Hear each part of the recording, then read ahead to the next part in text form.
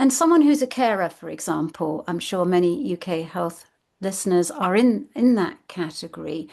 Um, what advice would you have for them? Because they're kind of, some of them stepping into it because they have no choice to be the super helper. They have to kind of take care of other people, live two lives, as it were. What advice would you give to them?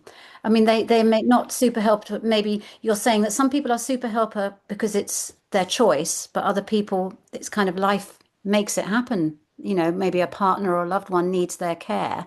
That's right. What are your thoughts on that? Yeah, I think yeah, how you get to becoming a super helper or at risk of super helper syndrome, when you're giving and giving and giving, you're right, is absolutely either because it's in your nature and it's something you feel called to do. I mean, I wanted to be a psychologist since age of 12, it's been a lifelong calling for me.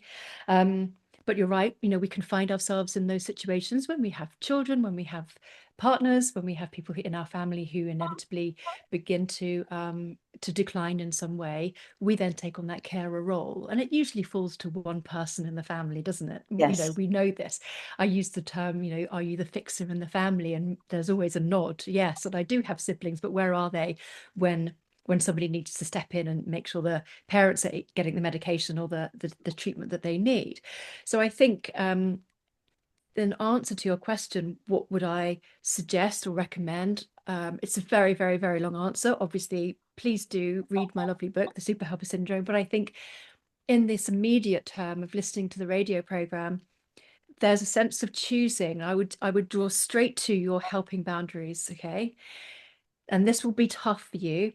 And I know it will be tough for you to do this because I've been there myself. But if you can sit with it for a while, explore it, come to it with a playful curiosity, think about these three things. Who are you helping versus who do you actually need to help?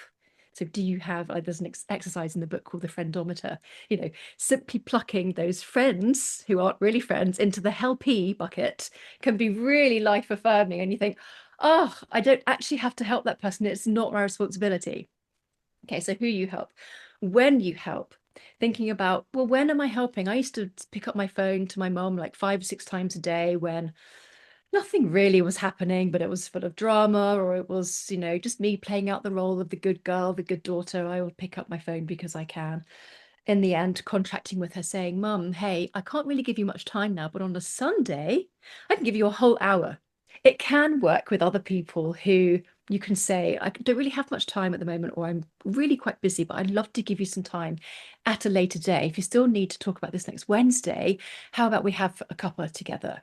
So who, when and how you help. Now, in the book, as you'll remember, my co-author, who's also my partner, Rod Vincent, we map out lots of different types of helping, lots of different forms of helping.